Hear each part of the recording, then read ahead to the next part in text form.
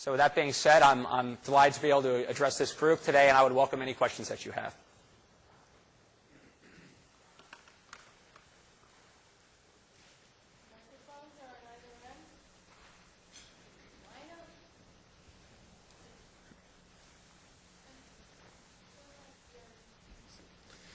Good afternoon.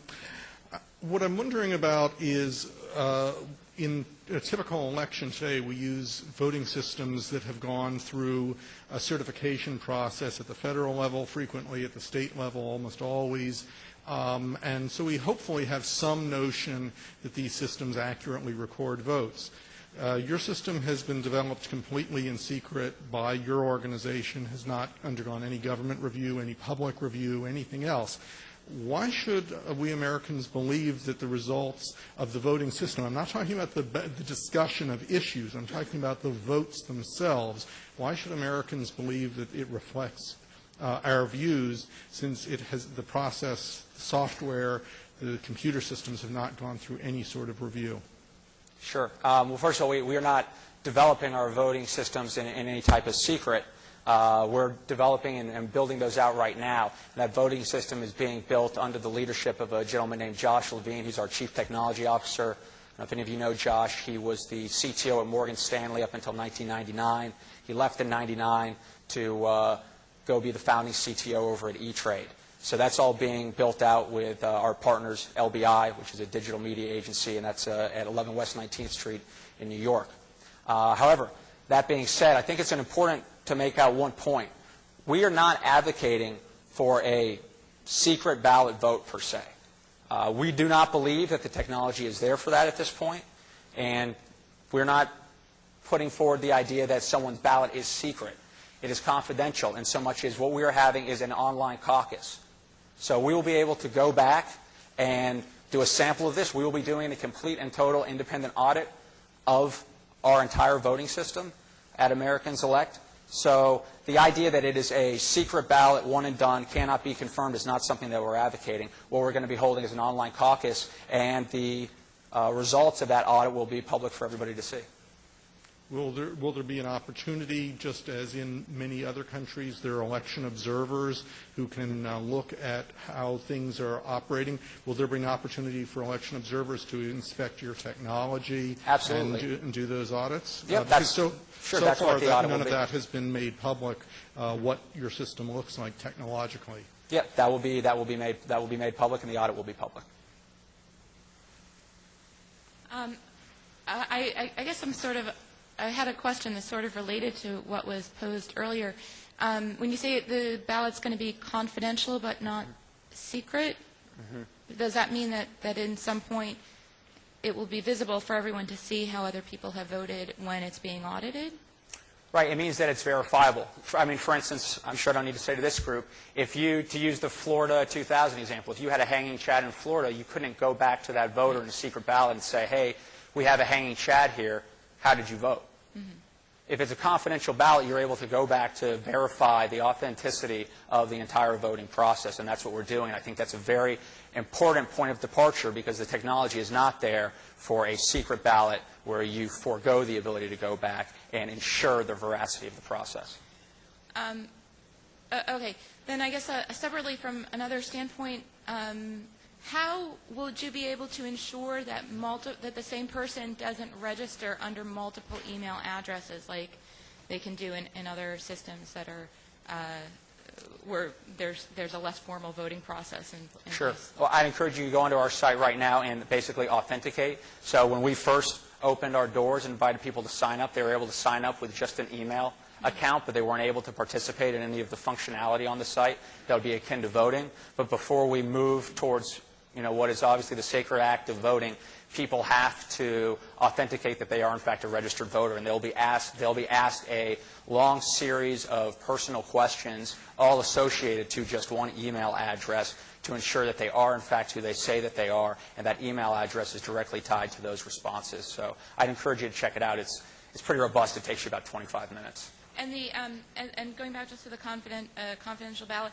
so at some point there's an intention to go back and ask each voter if they in fact voted for this person, or Well, the ability to audit the process comes into the confidentiality of it. So we would have a hard time actually auditing the process and being able to go back to folks if we had said it was a secret ballot. If it's a secret ballot, we forego the ability to ever go back to somebody to ensure the integrity of the ballot. I guess what ultimately, my concern is we saw a very scary demonstration this morning about cybersecurity and the fragility of cybersecurity. And just recently we learned that Symantec was hacked 5 years ago and just discovered it this week. So how, the bigger question is, how can you have an assurance that the system wasn't in some way hijacked, because it is going to be a very high-value target, in fast enough time and have it audited before the results could be significant?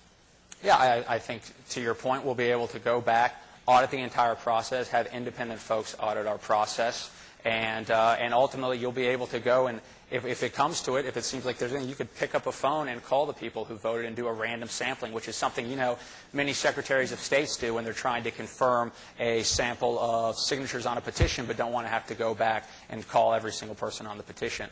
So there's many scalable ways to confirm the veracity of the caucus that in effect takes place. Thank you. Thank you.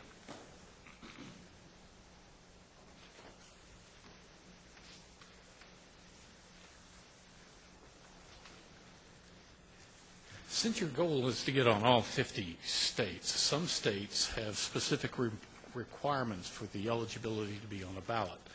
Now, I'll address Virginia since that's what I'm familiar with. To be identified as a party, you have to meet certain legal requirements based on the percentage of a vote received in the previous presidential election. Mm-hmm. Otherwise, you appear on the ballot as an independent. Under Virginia law, the candidate must be identified by 7 p.m. on the date of the election for any primary for that office, which in this case, to be on president, would be 7 p.m. on March the 6th. Would you be able to identify your candidate in time to meet the statutory requirement to get on a Virginia ballot? Mm-hmm. Yes, we will. So, for instance, as you know, every state, the ballot access laws are different. So, specifically, I believe there's 5 states. I don't believe Virginia is one of them where you actually have to have the candidate prior to being on the ballot. There's others where you can. I believe Virginia is a substitution, is it not? Virginia, you have to have a central committee operating. You have to have identified electors. And all of that before. Those are some of the criteria to get on the ballot. And then there is still the petition requirement to get the electors for such and such a candidate onto the ballot. Right. And again, would face a statutory deadline of 7 p.m. on March the 6th. Right. I'm pretty sure that Virginia is one where you can allow substitution. I believe what we are doing in Virginia is placing our candidates on the ballot, and what we'll be able to do is substitute them out based off of the outcome of our nominating convention that we'll have. But I think what's interesting is we've gone on this journey, and as many of you know, every state is different. In California, we had to gather 1.6 million signatures to get on the ballot in California, which we've done. We certified right before Christmas, and that made it the largest signature gathering initiative in the history of that state. We're pretty certain in the history of the country. And as you also know, to change the constitution of the state of California, you have to get 800,000 signatures. So we could have gotten half as many signatures. So there's also a whole ballot access story to this initiative as well, to show just how difficult it is to present folks with another choice on the presidential ballot. And what is your anticipated date for revealing that choice? For the end of June. June 27th is our final nominating ballot. Okay, thank you. Thank you, sir.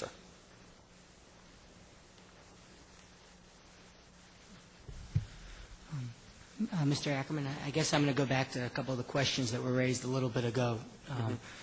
I'm curious what led you to decide to have, to use your phrase, an online caucus. I didn't know if you had looked at previous party online votes that had gone on, or if you had looked to other organizations or other models, but I'm curious as to what led you to your decision to ultimately choose to do an online caucus, and is that the only way that people will be able to vote, or are there other avenues for people to be able to cast ballots as well? Thank you. The decision that informed doing an online caucus was one to increase voter enfranchisement to the maximum degree so that the barrier to entry to participation is that you have to be a registered voter. That's it. So you don't have to live in an early primary state. You don't have to be a member of either of the major parties. You can be a member of the major parties and still participate in Americans Elect. And I think it's important to note as well, at the end of the day, your participation doesn't mean you're going to support that candidate necessarily in the general election. You're just informing yourself to have another choice. So I think that is what really infused our effort as well. Did I answer your question? Yes. Okay.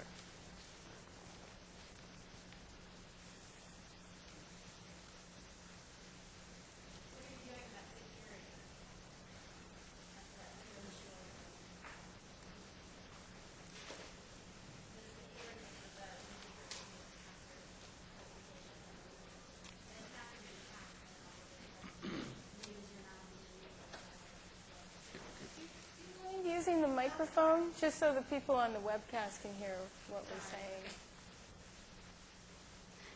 What are you doing as far as addressing security? We heard from the Hewlett Packard representative earlier.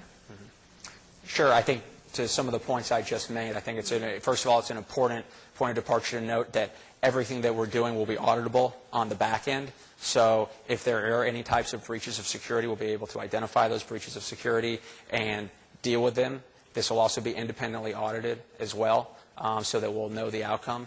And, we've got many of the best minds in the business working on this. The person who's leading this effort is the guy who developed all the security surrounding E-Trade, which is the secure trading of stocks online, and spent 7 years of his life doing that. So I am not a technologist, but those are the major measures that we are taking to ensure the security and integrity of this process.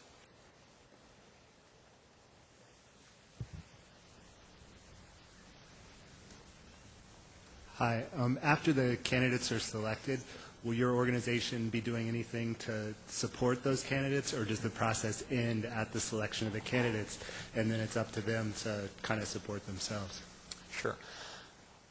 We are not going to be funding the candidates' campaigns or running those candidates' campaigns. I think those candidates, will probably not have any difficulty finding willing political consultants to help them as they go down the path of their candidacies. But what we will be providing them with is, and all of the candidates with, is an avenue to communicate to our delegates. So they'll all have a page on the site where they can communicate their positions on the issues, where they can engage with our delegates. And our delegates will be able, if they want to opt into those candidates' campaigns in their separate sites away from American Select. Can you describe the role of the Board of Directors in the nominating process, and whether or not the bylaws of America's Elect allows for the board to essentially veto any of the nominees that may not be appropriate?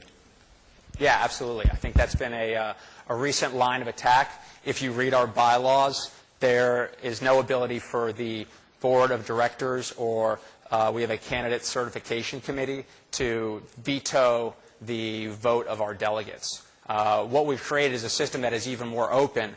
So what you'll see is there are people who can come to Americans Elect, announce their candidacy, and if you read our rules, you'll see to actually have a space on our site, you have to get 1,000 indicators of support, each from registered voters, distributed through 10 states. So 10,000 indicators of support. And that's for anybody who has any of the prior qualifications of our last 44 presidents. Anybody running today, anybody who has held that office in the past, and you'll see the list is pretty expansive even past that. But, to the other gentleman's question, the spirit behind this effort is trying to open up a process that, frankly, has become quite closed. So we also wanted to have an ability for folks to emerge who haven't had some of those qualifications. We have a gentleman who's an economics professor at Boston University who's announced that he plans to pursue the Americans Elect nomination. He's got a very compelling economic agenda that he's trying to push, and we welcome it. He doesn't have those qualifications, so he's going to have to get a little bit more support. He has to get 5,000 indicators of support from 10 states to show that this is something that's real. And if that's the case, he'll be listed on our website with anybody else. But those safeguards are there so that a Howard Stern or a Kim Kardashian can't, on a whim, take over something that's serious. It's as serious as it gets. It's about giving the American voter another choice on the ballot for the presidency. So I hope that addresses your question, sir.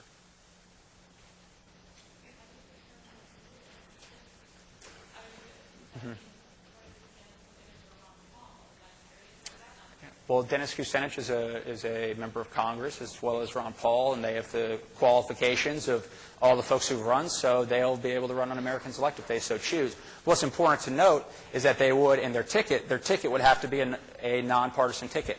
So they would have to be able to reach across the aisle or run with an independent. And then Elliot's actually going to sit down, so we can continue some of this in the next discussion as well. But you want to go ahead. Coming from a history of Ross Perot's and Ralph Nader's, what is your response to those who would dismiss this initiative as nothing but a third-party spoiler? Sure. Well, I think when you talk about the instance of Nader, it's important to note that Nader was all the way to the left of Gore. So Nader spoiled Gore. It was a zero-sum game on the left-hand side of the Democratic Party. If you look at Perot, there's sort of the erroneous notion that Perot spoiled for H.W. Bush, which is just not true. If you look at the exit polling from that election, 38% of the people who left the polls said they would have voted for Clinton, 38% said they would have voted for Bush, and the remaining 24% said that they wouldn't have voted for either had Perot not been on the ballot. But to your point, sir, let's see if I can get back to my presentation. I can't.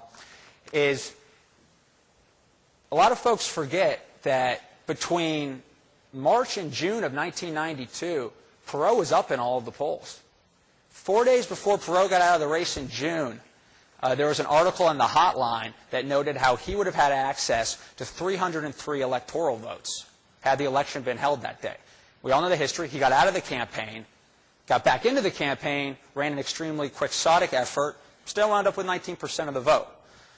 So where was the country at, though, when that phenomenon occurred and when for 3 months in the presidential race, Perot was up in the polls?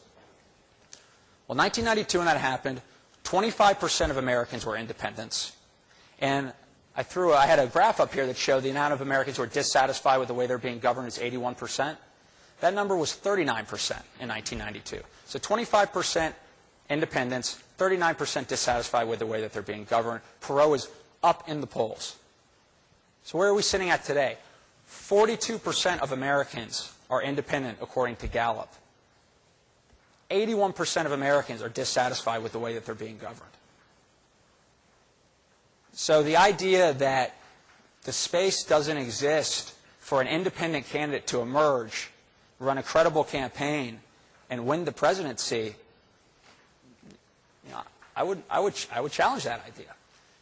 Now, if an effort like Americans Elect didn't exist, it would be extremely difficult to do. I think actually it would be impossible at this point in the calendar to do based off of ballot access laws. But there's going to be, we are a pathway for an independent to emerge in 2012. And if you look at the polling numbers where the electorate is at, if that independent is the right candidate and runs a smart campaign, I would argue that it wouldn't be a spoil. I would argue that that ticket wins the White House.